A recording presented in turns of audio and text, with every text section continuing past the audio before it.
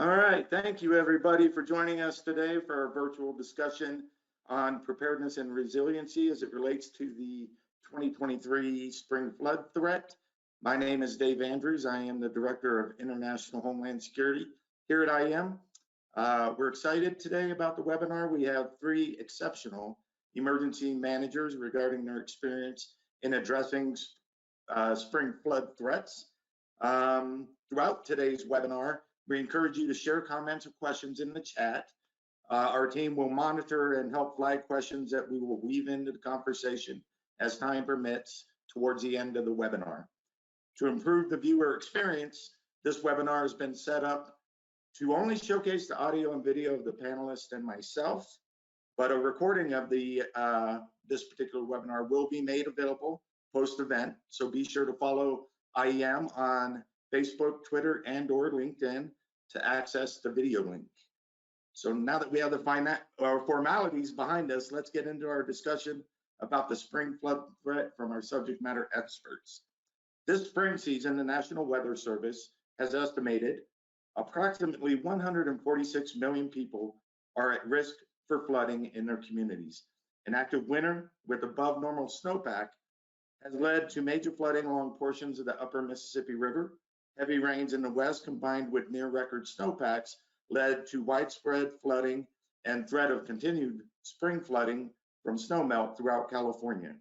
Those joining us today have already experienced major flooding this year and have certainly dealt with it in the past. I'd like to introduce our panelists. The first one is Kelly Echevarria. She is the Emergency Management Administrator from Washoe County, Nevada. Kelly is the Washoe County Emergency Manager and is responsible for leading Washoe County in planning, training, response, mitigation, and recovery from all hazards. Kelly started responding to emergencies in Northern Virginia during 9/11, beginning as a volunteer with the American Red Cross. She aided in recovery efforts throughout the New Orleans region following Hurricane Katrina, and in her experience in Louisiana, that led her to pursue a career in emergency management. She got her start in Nevada as the AmeriCorps member of the Nevada chapter of the American Red Cross, and she has responded to numerous incidents, including Superstorm Sandy, home fires, wildland fires, flooding, tornadoes, and the ever popular civil unrest. She has also served during county, state, and federally declared emergencies such as hurricanes, flooding, numerous wildfires, or wildfires affecting urban areas. Kelly serves on the local Emergency Preparedness Committee, the State Emergency Response Commission, the Nevada Emergency Preparedness Association, and the International Association of Emergency Managers, and represents Washoe County on the State Homeland Security Commission. We also have Mr. Scott Govan. Scott is the Manager of Strategic Operations and Preparedness for the Illinois Emergency Management Agency. Scott serves the state of Illinois in the Illinois Emergency Management Agency and Office of Homeland Security as the Manager of Strategic Operations and Preparedness. Scott has over 20 years of experience in the emergency management community, and most of his experience comes from years of disaster response as the manager of the Emergency Operations Center and engaging with federal and global programs while employed with EMAP from 2011 to 2019. In this capacity, he manages and coordinates the award-winning Interagency Strategic Planning Cell and provides regular strategic guidance during ongoing and upcoming events. Scott is a graduate of the FEMA National Emergency Management Executive Academy, cohort 10, back in 2022, and is an Illinois Professional Emergency Manager. Lastly, we are pleased to introduce Mr. Brian Fisher. Brian is the Director of the Alaska Division of the Homeland Security and Emergency Management. He began his career with the division back in 1995 and was appointed by Governor Mike Dunleavy to serve as the director for the division in April of 2021. As director, he provides executive leadership, ensuring it leads the way in Homeland Security and emergency management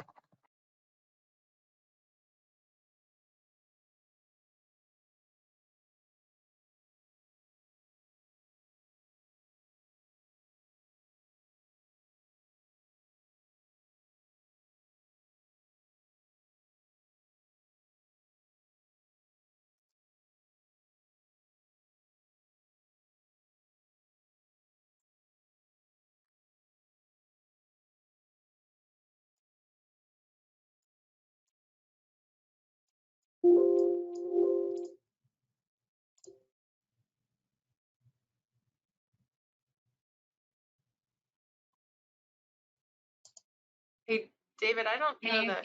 Dave, we're not hearing you.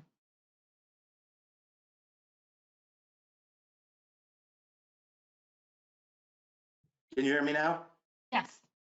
Where did I stop being heard? I'll summarize, Dave. I've worked for the Division of Homeland Security and Emergency Management up here in Alaska for about 100 years, and I'm happy to be here.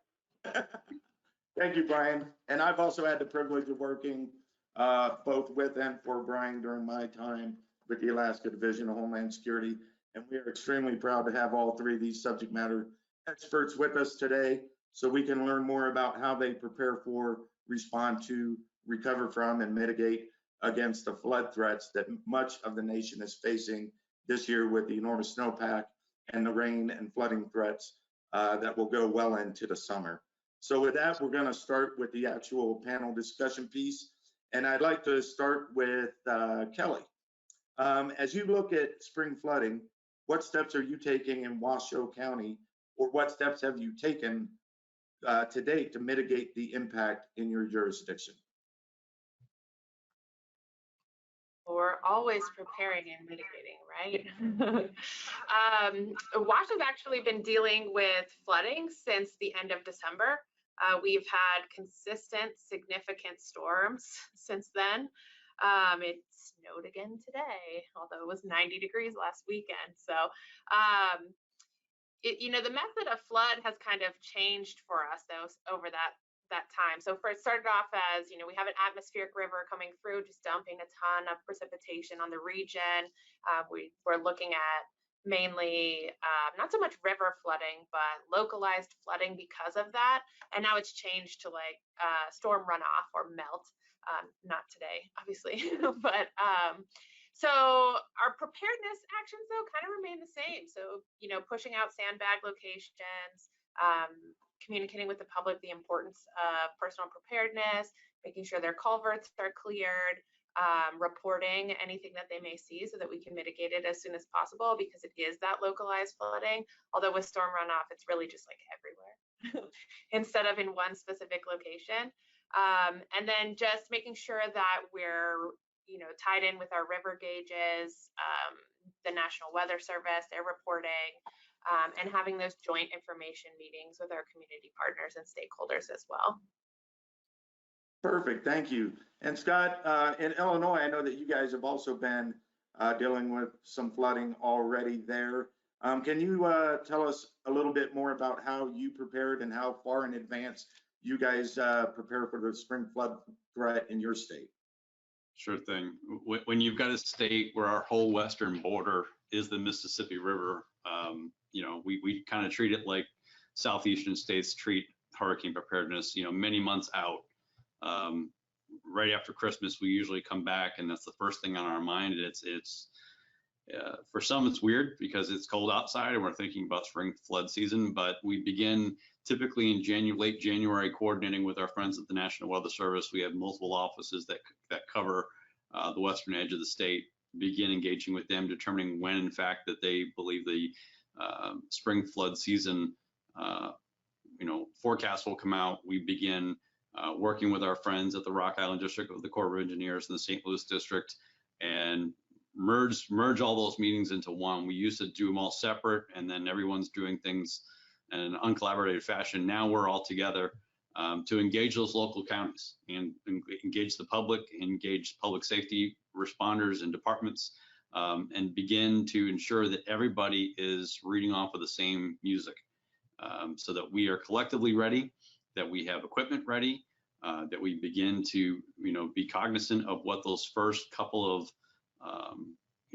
reports are out of the Great North. What's the snowpack look like? What's the runoff going to look like? When do we anticipate it? And from there, begin to speak about resiliency, begin to speak about preparedness, begin to speak, and I know we're going to talk about later, but begin to speak about NFIP, and just getting everybody level set for what potentially could be coming down our way. And you're right, we have had significant flooding in the northern portion of the state up along the Iowa border. We are now cresting right now, but our efforts this year, even though we were near record in a couple of spots, we were able to get through this bout of flooding that was about a month long in preparedness without activating our EOC. We had great relationships with federal partners, local partners, and the state agencies, because we do put that work in months in advance. We talk about it regularly. We have preparedness calls. Our regional coordinators are on the ground in the local EOCs, and we were able to get through this unscathed. We're pretty happy about it. That's fantastic. We're certainly glad to hear that, Scott. Brian, Scott touched a little bit on interagency coordination. What type of interagency coordination do you guys take in Alaska with other state, federal, local agencies, and with the communities themselves? Yeah, thanks, Dave, and good morning, everybody. So we have, we have about a little over 3,000 miles of rivers that we're watching right now. We have a fairly unique threat up here with both snowmelt flooding as well as the potential for ice jams. If you can imagine an ice jam on the Yukon River backing water up 3 or 4 miles above and out of the banks, as well as the threat of ballistic ice when it leaves the river channels and impacts our communities along the rivers. It's pretty complicated. Most of those communities are, they're extremely rural, they're very insular and predominantly Alaska Native communities. So one of our primary partners in Alaska is with our tribal organizations, whether it's tribal health organizations or we have 229 federally recognized tribes in the state.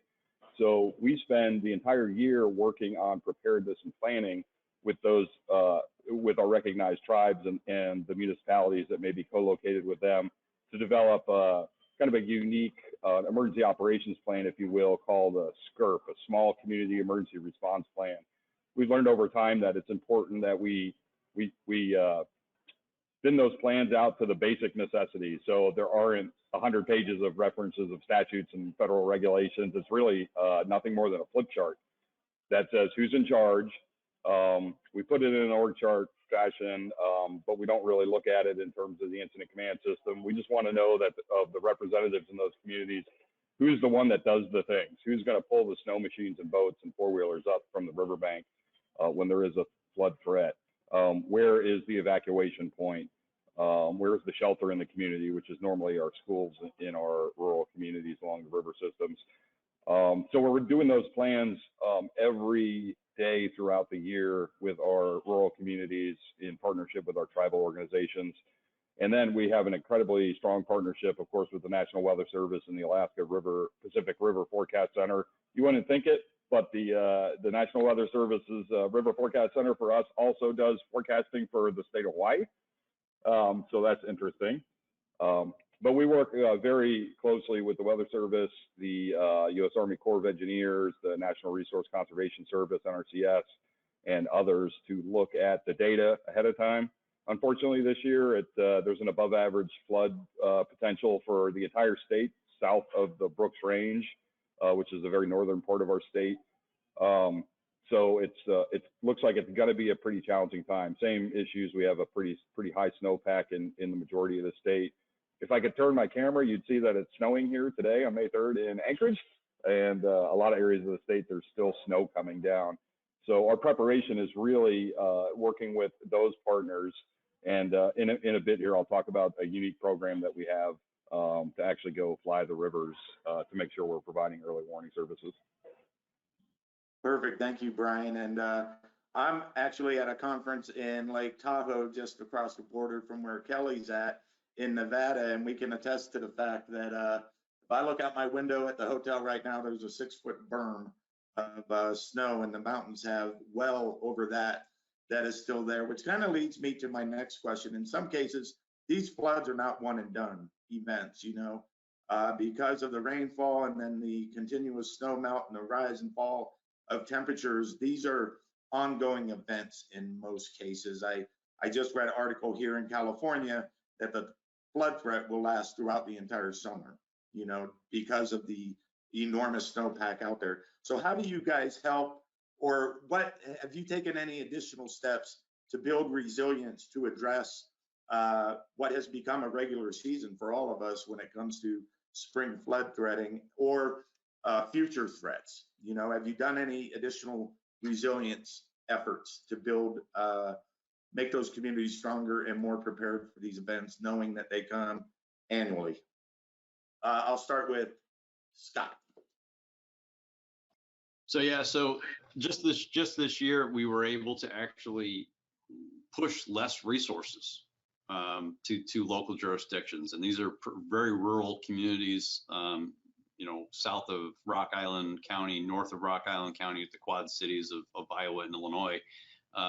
Much less resources than we typically have had to in past years, and it's because local jurisdictions have recognized that you know, with the right equipment, they can weather that storm.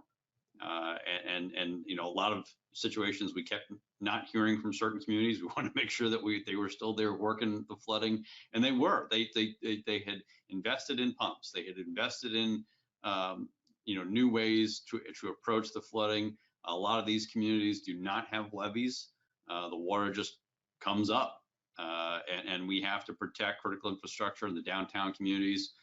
Really only one jurisdiction where we supported them with building sandbag walls. We use the Illinois Department of Corrections facilities. We sandbag 24/7 in those facilities, and then our Department of Transportation trucks those filled sandbags to the jurisdiction. Having now done this, you know, we are looking at options to install HESCO barriers the next time, because we wouldn't have to truck you know, the sandbags so far, and within a couple of days we could probably, you know, secure the downtown area of that one community. You know, very similar to what Kelly talked about earlier. You know, the past many years in the summertime, we are subjected to these large, I believe, climate change caused downpour rains, and unfortunately, just like tornadoes, they seem to find the high SPI area. They find the area that is a bowl. We are under a IA declaration for an event that took place in St. Louis, came across the river and went into East St. Louis, one of the highest SPI area we have. We actually have an IA situation there, federally declared, and we're actually doing some buyouts. We're going in and taking care of some people and just doing buyouts because they live in a situation where they're repeatedly either minor downpours where we would just be localized flooding, but what we experienced there was upwards of 13, 14 inches of rain, and nobody can sustain that. So they're in areas where it just doesn't make sense to live anymore, and we're permanently taking care of that hazard for those folks with that IA declaration. So it's kind of the yin and the yang of flooding. You know, we haven't seen major river flooding in the state for many years. We dealt with it. We think the preparedness got us through. We're going to enhance that resiliency and the post event analysis that we do. But also, I think, like everybody else, we're seeing changes to weather patterns, and we're getting those localized flooding events that, unfortunately, we can't predict where they're going to happen and when. But when they do, there's not much we can do about that other than talk to people and get them educated about how to respond and recover from it as quickly as possible. Perfect. Thank you, Scott. And Kelly, I know you're in a unique situation as well. And in your part of Nevada in Washoe County, how long does that flood threat last? And how do you communicate that with the public? I'm sure sometimes we've seen it in the past with hurricanes and hurricane warnings where people sometimes can get complacent with that because it doesn't come to fruition. Like in Scott's case, it flooded, but it wasn't as bad. It had high potential to be bad, but luckily was not. So your flood threat lasts a little bit longer, I would assume. So how do you deal with that and keep people prepared for the long haul? Yeah, our flood threat is really patchy, I would say, because, you know, the West Coast has been in a drought for a long time, but we still get storms that come in, you know, around the Sierras from the north, or if it's an atmospheric river, it just pushes right over the Sierras and into the region. So it's difficult. And one of the things that we, you know, recognize is that our region really prepares most years, year round, for wildland fires. And so we kind of piggyback off that. And anytime there is a fire, which is frequently, although our amazing fire services usually knock it down pretty quickly, we use that to remind people that after fires come floods. It's just a proven fact. And so to be more aware that a flash flood can occur at any time. Our region is a basin, so a Great Basin, and we're kind of bowl shaped. So you can be on any side of town and see what's happening on the other side of town. So it might be, sunny here, but 5 minutes away, there's a torrential downpour and you can see it.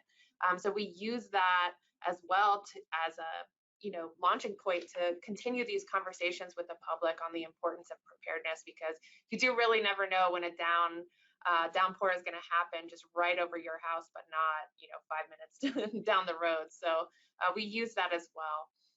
And then we also, similar to what Scott was saying, have a closed basin a little bit north of Reno where, runoff goes into this closed basin and then it has nowhere to go. So your bathtub doesn't have a drain.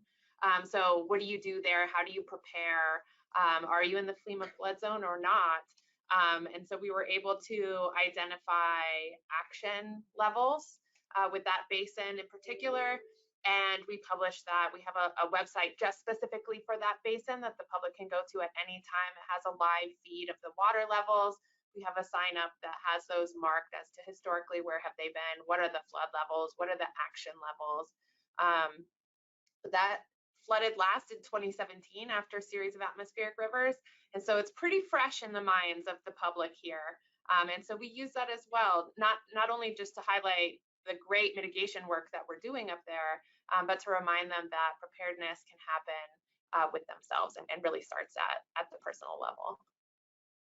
Thanks, Kelly. And we're certainly going to spend a good amount of time on this webinar here in a few minutes, focusing on the mitigation efforts and highlighting some efforts that each of you have taken in the past. But I wanted to go back to Brian on something he alluded to that is very unique, at least in my opinion, to Alaska. I don't know of any other agency, state or otherwise, that does this. But Brian, you had mentioned you, in coordination with the Alaska River Forecast Center, fly the river systems. Could you share a little bit more about how that program works and what is involved in that process? Sure. So a little bit of background. Springtime in Alaska is really a huge time for excitement. So one of the difficulties we have with our river communities is they want to get out on the river. A lot of our communities collect firewood to get them through the winter each spring, because the Yukon River, the Kuskokwim River carry firewood, as far as Canada, all the way down, almost 1,600 miles on the Yukon. And most of our communities are, are subsistence based. So there is no real economy. They live to hunt and fish and pick berries and those kind of things. And so as soon as the ice goes out, everybody's immediately on the river to start conducting those activities. The problem that we see is that residents in those communities along our major river systems can only see what they see in front of the village. They can't tell how much more ice is up above river. They can't tell if the ice is jammed below the river that will cause flash flooding and ballistic ice impacts on occasion.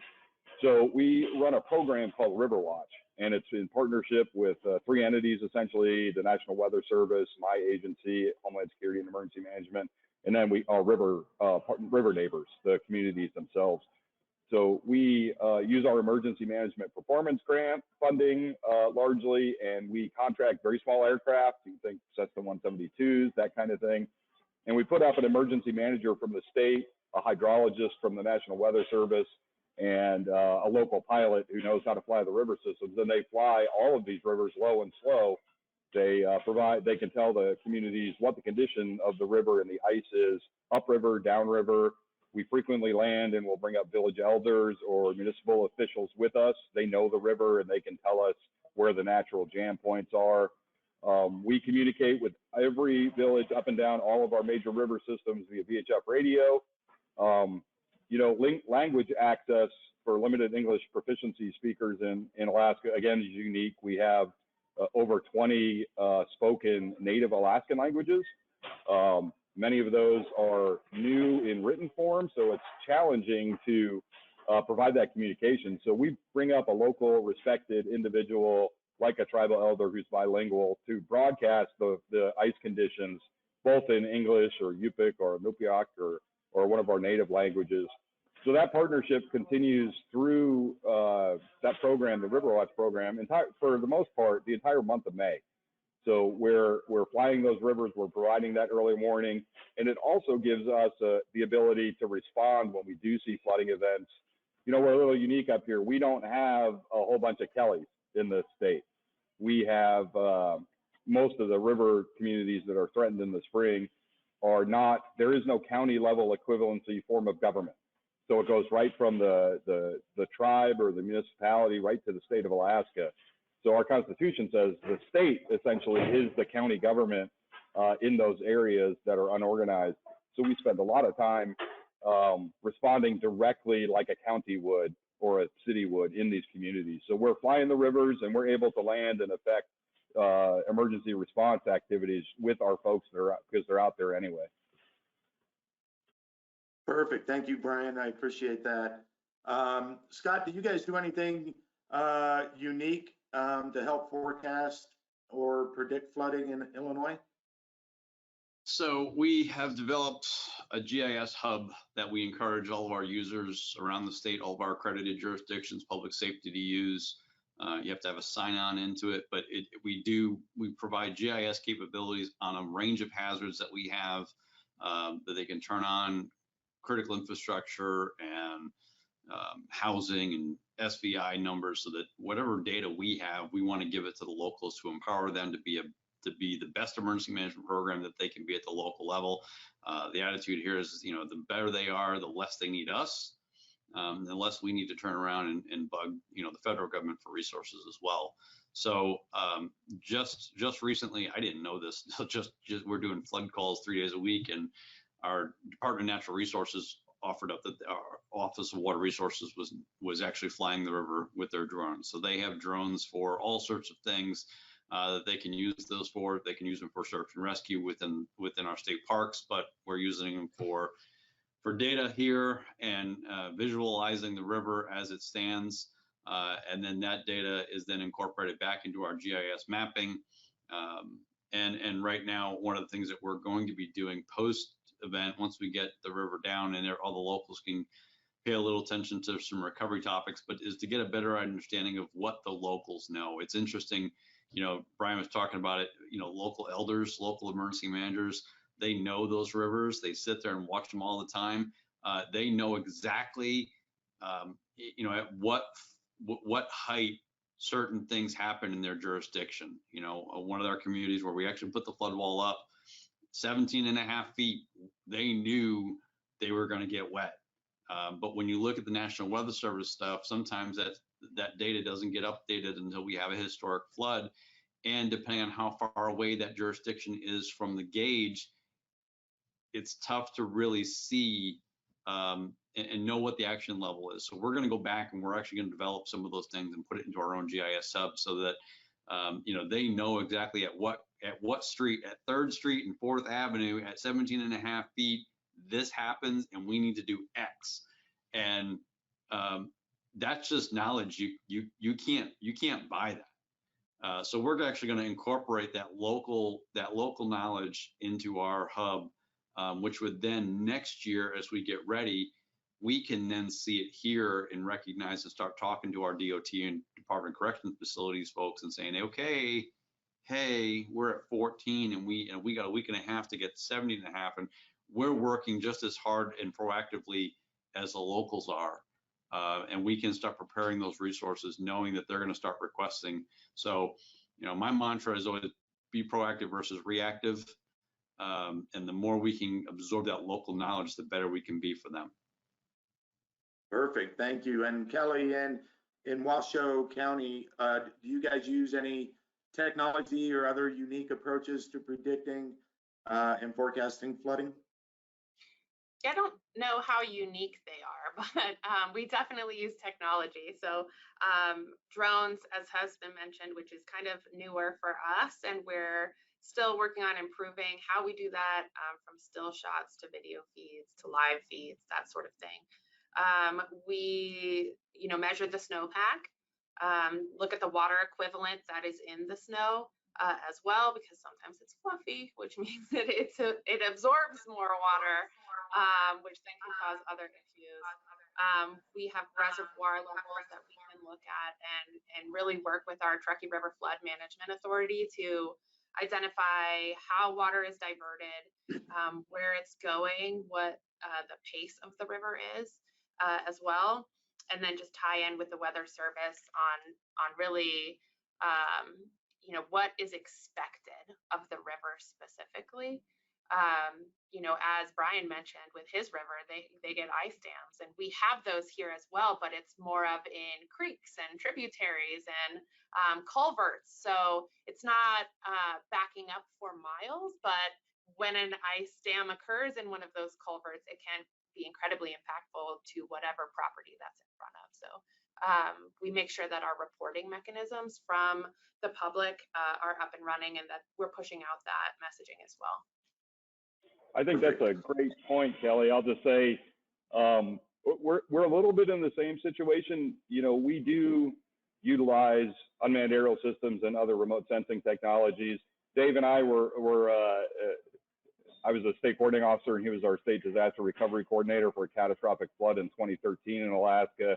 And we were able to use synthetic aperture radar from our satellite systems to detect a lake that was built because of one of these ice jams. It was 20 or 30 miles long and 6 miles wide out of the riverbank behind this ice. So that all that water was going to go down another 900 miles essentially, and it did indeed cause some catastrophic flooding.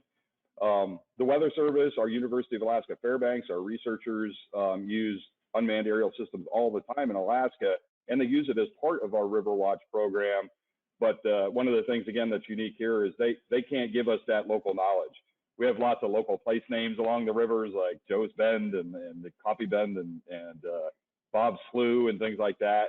And we don't know those from 500-600 miles away where the State Emergency Operations Center is. So we really use the UAS data as a force multiplier, if you will, but it never will replace, in my mind, that connection, that personal connection, that face-to-face conversation with the communities along our river systems. And of course, our UAVs can't do the response piece either. So that's why we have people out there at a pretty significant cost to fly.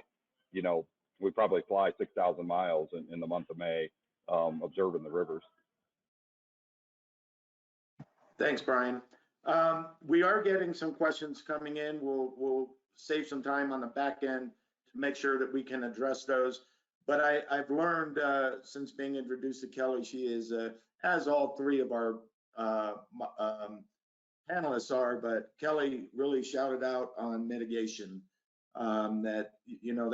She could talk about it all day long.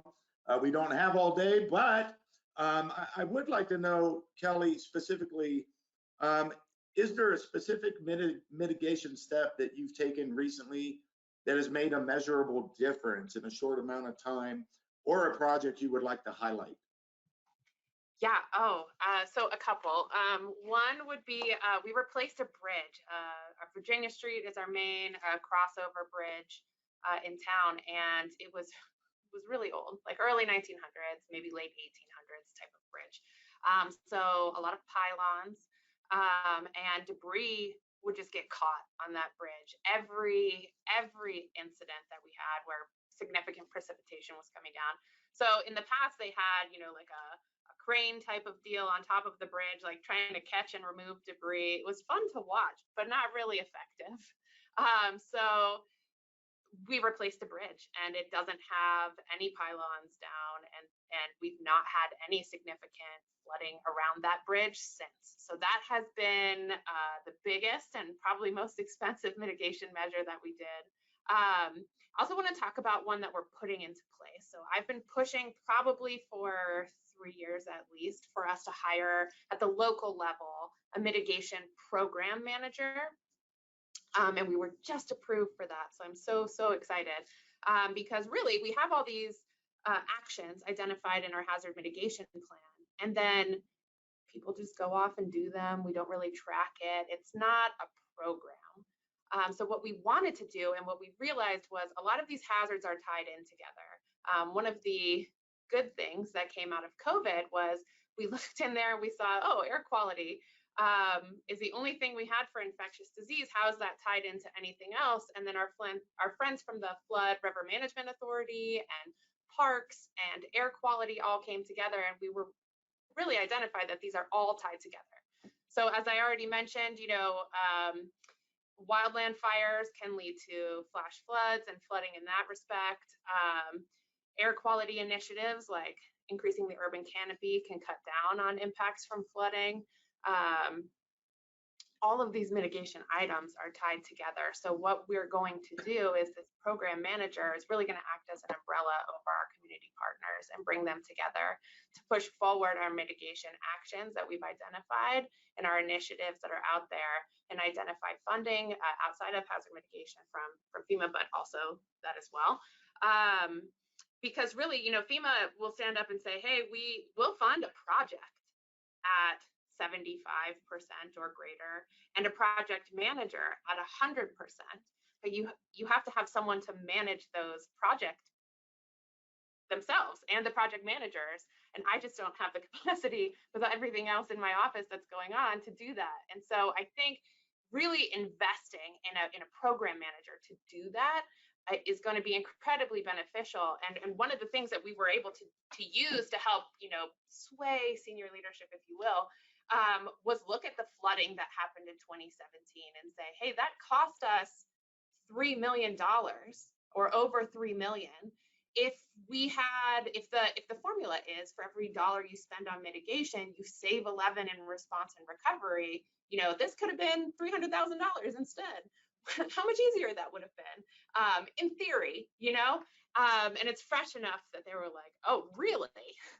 Oh, really? We're going to increase revenue with these projects, and we could have saved expenditures in response and recovery. Okay, yeah, we'll invest in mitigation. So that's one that we have coming up, and I'm just very excited about it because, as you mentioned, I could talk about it all day. That's fantastic. Congratulations. That'll be a huge help to the county. Brian, she touched on something that I think is unique, and it's educating the elected officials on the importance of mitigation. What would you recommend as some good steps in educating your elected officials or making sure that they're aware of the benefits of doing certain mitigation activities and not necessarily focusing just on the dollars? Yeah, no, I appreciate that. And just like Kelly was saying, unfortunately, we have these rare opportunities to educate our elected officials, and normally it's after the bad thing happens, right? So we show just how much we spend on state and federal individual assistance and public assistance following one of these spring floods, and what we could have saved with respect, if we had done the things that we all want to do. I want to mitigate every community 100%. I want to protect the power plant. I want to protect the water plant. I want to elevate homes or do buyouts, all the normal mitigation projects. We're faced with lots of challenges with accessing federal mitigation funding in Alaska. One of the baseline requirements is to have a local hazard mitigation plan, and we don't have those in most of our communities.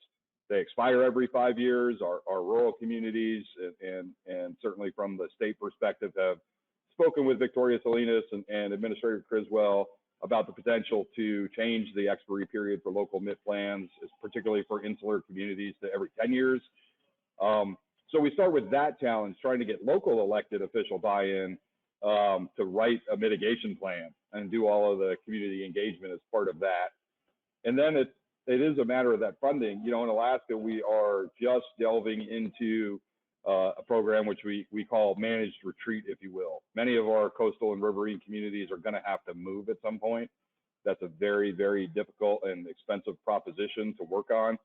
But for example, the Bureau of Indian Affairs issued 2 tribal relocation grants to 2 of our riverine communities this year to help with that process.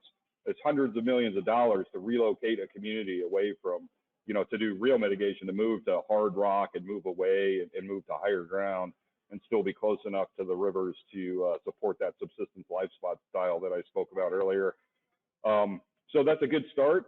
I think what we need to see and what helps us with elected officials is wins, is to see projects like Kelly talked about, whether it's a bridge replacement, you know, doing individual or small numbers of homes, doing buyouts or elevations, those kind of things. They're hard to see. They're not real sexy. So those big substantial processes, for example, we had a native village on the Canadian border in 2009 that was destroyed, completely destroyed by ballistic ice.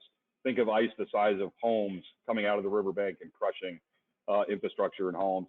We relocated that community about a mile inland from the Yukon River. And in 2013, the same exact flood happened and the ice came in the same exact area and there was no damage because we had relocated the entire community. That was a huge selling story to our elected officials. If we invest the funding, and, you know, we utilize public assistance funding and state and federal individual assistance funding, as well as mitigation through the Hazard Mitigation Grant Program to relocate that community. And there was zero costs to that, the native village of Eagle in 2013, because we spent the effort, and that went miles and miles for us to convince elected officials that putting that funding in there ahead of time is what we need to do. Awesome. Kelly, Scott, have either of you heard or used the term ballistic ice before? No, but now I'm going to. Whoever uses it the most wins, I guess.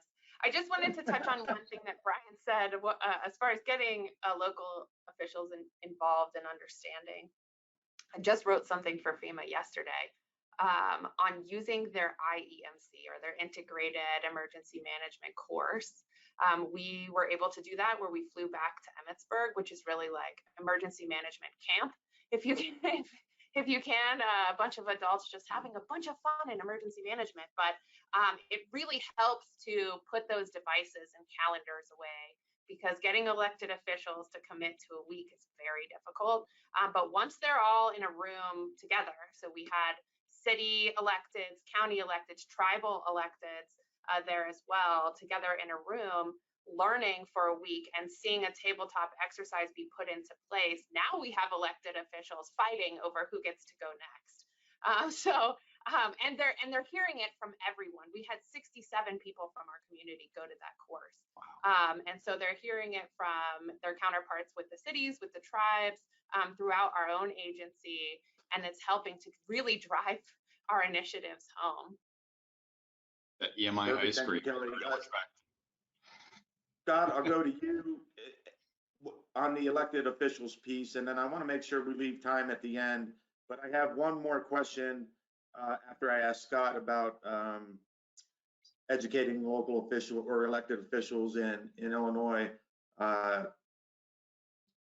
It's a unique question, which I think you all will laugh at a little bit. But Scott, do you guys find that as a challenge, or how do you educate or inform, I should say, your elected officials to make sure they are engaged and aware of or being willing to invest those dollars in mitigation projects?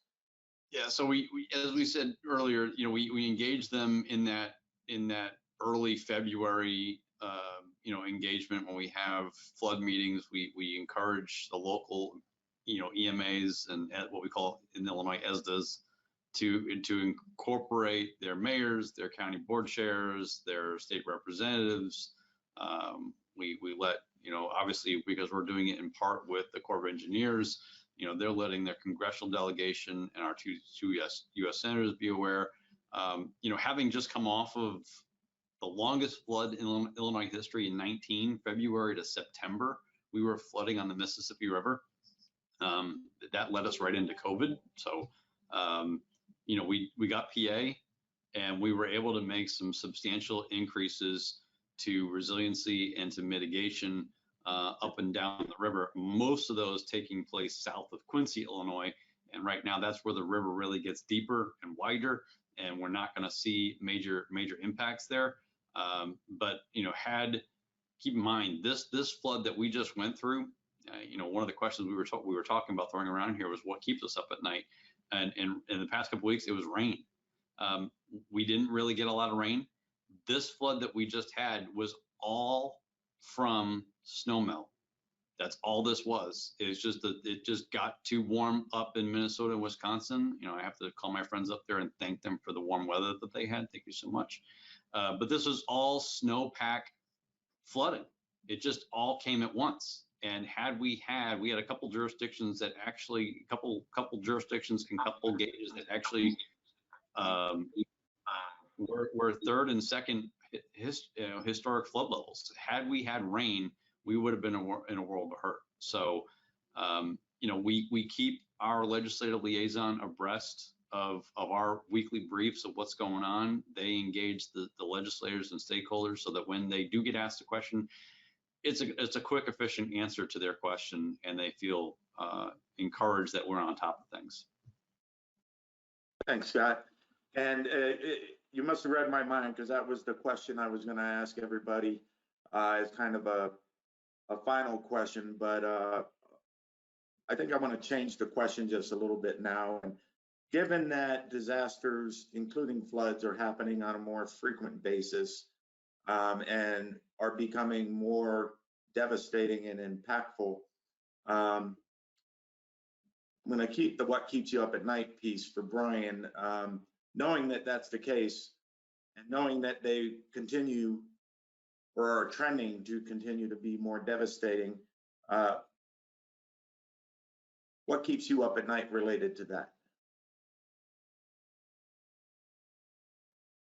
So, you know, I'd say the frequency and the impact of our flood disasters, along with our other disasters, continue to grow in the numbers and the intensity. And I'll tell you what keeps me up at night with our threat is the fact that most of my communities on the rivers, there are no roads. There are no roads in or out of those communities. So, and a lot of them there's nowhere in with respect to high ground to go. So we build our schools on pilings, on stilts, if you will, and do all of those things. But what keeps me up at night is if an ice jam forms and floodwaters back up into a community with respect to like flash flooding and this ballistic ice that comes in the middle of the night. What we don't want to do is be in the rescue business. And unfortunately, we have been on many occasions with our partners in the Alaska National Guard. They pre-position helicopters with hoists around the state to support that. But that's the thing that really keeps me up at night is having to do rescues instead of managed evacuation. We evacuate at-risk folks, elders, and folks with health conditions from our communities when it looks like it might flood. So that's a great partnership with our tribal health organizations. But rescue is really the challenge. And I guess kind of Kelly mentioned this early on, you know, after the fire comes the flood. Well, during the flood starts our fire season as well. Last year, we had about 10,000 acres of tundra in the Arctic burning before the rivers broke up. So the other thing, it doesn't keep me up every night, but I think about frequently as I'm going to bed is the fact that with the changing environment, we're seeing our flood season roll right into our wildland fire season. And then, of course, the floods after the wildfires. So it is a challenge for our communities. They never have downtime with respect to the threats and hazards that they're dealing with. So it's a difficult proposition for us to manage. Thank you. And with little over 10 minutes left, Kelly, what keeps you up at night knowing that this is a continual threat and will more likely than not compound over the years? So I think what I don't know or we can't see. I just, you know, head on a swivel all the time, trying to see, you know, where's the water coming from next? And just reminding myself, you know, historically we know these things for the most part, unless it's, you know, flash flood or down spurt that we didn't see coming. But, you know, with us, we also have like avalanche is concerning, especially when you have snow melt, freeze, and then more snow. And so, you know, we know our areas, but what does that look like in actuality? What does that slide look like? And then ground saturation and the potential for mudslides. We've had that historically on one of our biggest mountains, a giant mudslide, which we now call slide side of that mountain. But, you know, is that going to happen again? Where? And then what would the impact be? I think we saw it with our storm, not in our county, but in a neighboring county a huge rock slide that came across a state highway, and then there was a big impact from that as far as transportation of goods and resources, and so it was a emergency that they had to fix, cut off a town completely. So I guess what I don't know is what keeps me up at night. Yeah, the unknown is scary every day, so I can totally relate to that. So we are going to jump into some of the questions from our viewers. I have someone that texted in and said, long-time viewer, first-time caller. But they're wanting to know, for flooding, what is the hardest thing to handle when you try to keep all of the tiny communities safe from all those waterways in your state? And I'll go with Brian first. So I think the biggest challenge in Alaska is just time, space, distance, and geography. Like I had just said, having to perform rescues in communities that don't have roads to evacuate out of the danger area is really challenging. I think the other thing on my end, like I said, we don't have county level equivalency governments in most of these areas. So we're relying on the community leadership, whether it's a tribal chief or a tribal administrator or a city manager or mayor, to respond once the flooding happens. But they're also impacted. They're also survivors in many cases. So we always say this, it's locally executed, state managed, and federally supported. But at times in Alaska, the state government has to come in and help run the community while the leadership is dealing with mucking out their home or dealing with their kids that are trapped in the school. That's the typical evacuation shelter. So it's pretty complex up here. We spend a lot of resources having to go in and do some of that local management, which we don't want to do. We don't live in the community, but it's the reality that we have to deal with up here.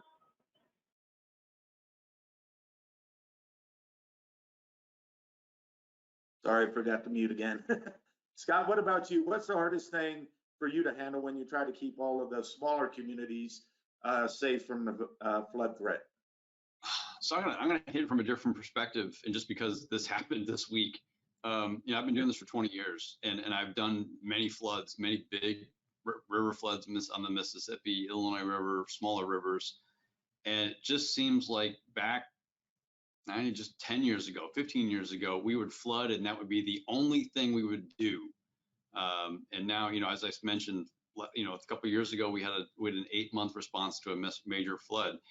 I think now, with just the pivot of where emergency management is as a community of practice, all the things that we do so much more than we ever did. And now complexity is the word of the day. Everybody probably saw in the news the other day, we had a dust storm come across our highway, I-55. We had seven perish, 37 people transferred to hospitals, 10 helicopters moving people out. We actually had to shut the highway down again yesterday due to dust moving through. Obviously, the adverse effect, we don't have enough rain to keep that dust at bay. But my worry and concern is that we had 33 counties get impacted by the 19 flood, a third of our state. We have 102 counties. So as Kelly said, you got to keep your head on the swivel and make sure you've got enough resources in your right pocket while you're using the resources in your left pocket to respond to the flood, because every day there's the potentiality of something that could just eat your lunch. So you have to give everything you got to those communities, because you're trying to save their communities, trying to save their businesses, trying to save their farms. But make sure you got enough in the tank to address the crazy that becomes now all the things that are out there. And that's just, it just seems like 10, 15 years ago, we didn't have that problem. And some of it is climate change. Some of it is just the things that we have to do. It's the ever expanding role of emergency management. So making sure we got enough to handle both. Perfect. And then Kelly, coming from a local government, I think would be interesting to get your perspective on what are some of the challenges of trying to keep your residents safe. Yeah, so we have some pretty rural populations. I mean, Reno, Sparks, Washoe Valley, Incline Village. But we also have like Via, which is a couple hours just straight north towards the Oregon border. And a place called Gerlach, which is right next to where Burning Man occurs. That is a couple couple hours out of town as well. And so reaching those communities as well is a little bit of a challenge. I like a good drive, so I'm always on board to go out. And Nevada's beautiful, so I'm always on board to go out. But really showing up in person at those community advisory boards or community meetings goes a long way, because I think, you know, the more rural communities tend to think, oh, you're city people, like you don't understand our challenges specifically. But in my experience, going to those meetings and talking to people one-on-one about the challenges that they face and how they're different from what a city might face, and how much more resilient they can be out there, but also the difficulty of being so far away, and really allowing them to feel heard kind of opens up the conversation to, okay, now preparedness and mitigation, what does that look like for you? But I think that is a pretty big challenge, just like being able to get out there. Perfect. This next question is very interesting. I know that in Alaska, I had heard stories, Brian, that they used to sand the rivers, the ice, so the sun would make it melt quicker. They would use dynamite. This question comes in and says, has anyone considered using beaver damming in tributaries? How about you, Brian? Yeah, so I think in our state, that's not really the issue. The tributaries, it's the main channels of the main river systems. You know, the Kuskokwim River is about 800 miles long. The Yukon is 1,600 miles long in total, about 1,200 in Alaska. And so that concept doesn't work up here. And obviously, I think people would know that bombing the rivers, trying to auger holes into it to help it break up quicker, you know, that never has worked. With the military had tried that in the past, but so we have found the only thing that will ever work is Mother Nature doing her thing, and temperatures warming up and those jams breaking up eventually. So our rivers are just too big to consider any of those type of options to mitigate the potential for ice jams. Perfect. And this last question, I think, is a pretty relevant one and a challenge for not only flooding disasters, but almost every event that you guys have to deal with throughout the year, is what have you found to be the most effective to get residents to evacuate when needed? And how do you handle communities that do not want to evacuate? And I will go to Scott on that one. I think you just got to be really persuasive. You know, I think we learned a lot during COVID about maybe not evacuating, but the power of listening to the public health messaging, emergency management messaging from senior leaders, and the adverse advice is to stay home. I think we learned a lot about how to communicate with our public in the state to really get them to listen to us. We haven't had to do that in a while. We do get asked advice on how to craft those messages, and I think having good PIOs, which we have a great one here in Illinois, to help support that local messaging and amplify it is the best strategy.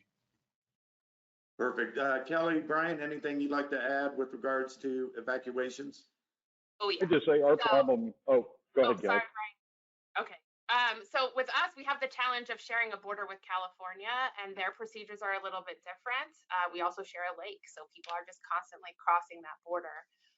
And so one of the things that we did to kind of clear the air, well, besides constant messaging, in Nevada, we eliminated the word mandatory from our verbiage anyways. It's still in Nevada revised statute, but it's kind of silly because there's not a lot of difference between mandatory and voluntary as far as like the legalities of things. So we just, in all of our conversations with the public, highlight evacuation messaging, alerts and warnings, and the fact that we will not say mandatory. But when we send an alert, we mean it. So if we say get out, you need to get out. And then one of the things that we just did, which is very exciting, is we hired a company called Perimeter. And it's similar to Zone Haven, if you're familiar with that, but we don't use zones in Washoe County because you never know where the danger is coming from, and we don't want to limit ourselves to zones. And then the public feels like they have to know what zone they're in, which has been proven not to be a best practice. So basically, on the back end, on the user side, our battalion chiefs and sheriff's deputies and first responders in the field can mark an area that needs to be evacuated, any road closures. Our emergency shelter council can put on there where an evacuation point or a shelter is. And it's just a very low bandwidth link to a map. We instantly have that information in our office, and we're responsible for sending alerts and warnings. So it's the same link every time. It's embedded into our website, but also the public facing side of that is we can drop it in an alert and warning because it's so small. And then when the public opens that map link, they can see on their mobile device where they are in relation to the evacuation area. So one of the things that was confusing, especially for areas that have like short-term rentals or vacation areas where people aren't necessarily familiar with roads and streets, although I couldn't tell you all the streets in my neighborhood, where is historically, if you sent an alert saying, if you live between street A and B and 1 and 2, please evacuate. What does that mean to me? Now I have to look at a map to know if I'm in the evacuation area. And so it just takes longer and is less efficient. And so we're hoping that this clears up and is more impactful for the residents receiving that alert to see where they are in relation to the evacuation area, and they'll know based on the legend that you are in it and you need to leave now. That is great work, Kelly. I appreciate you sharing that with us. Brian, we're just a little bit over, but I would really like to hear your insights on the evacuation piece as well, and then we'll do a little closing. Go ahead, sir. So really quick, money. It's about money. The challenges we have with evacuation are money, because I work with my communities and say, you need to consider doing some precautionary evacuation so it doesn't turn into rescue. But if it doesn't flood and there is no damage and the governor doesn't declare disaster, there's no money to pay for those flights. And it's all flying evacuations. They have to charter aircraft to do that up here. So at the end of the day, we want them to do the right thing because we don't want to turn a flood into a rescue situation.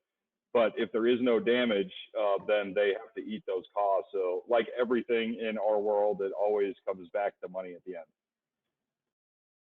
Thanks, Brian. I really appreciate that as well. I do want to thank each of you, Kelly, Scott, and Brian, for taking time out of your busy schedules to share your experiences with us and with those who took time out of their busy days to listen in, and hopefully they took something away from it that they could take back to their communities and find some use for. I do want to remind folks that if you would like a copy of this, please follow IEM on either Facebook, Twitter, or LinkedIn. We will have the recording of this posted there. And thank you all again. Truly appreciate you joining us today. Thank you.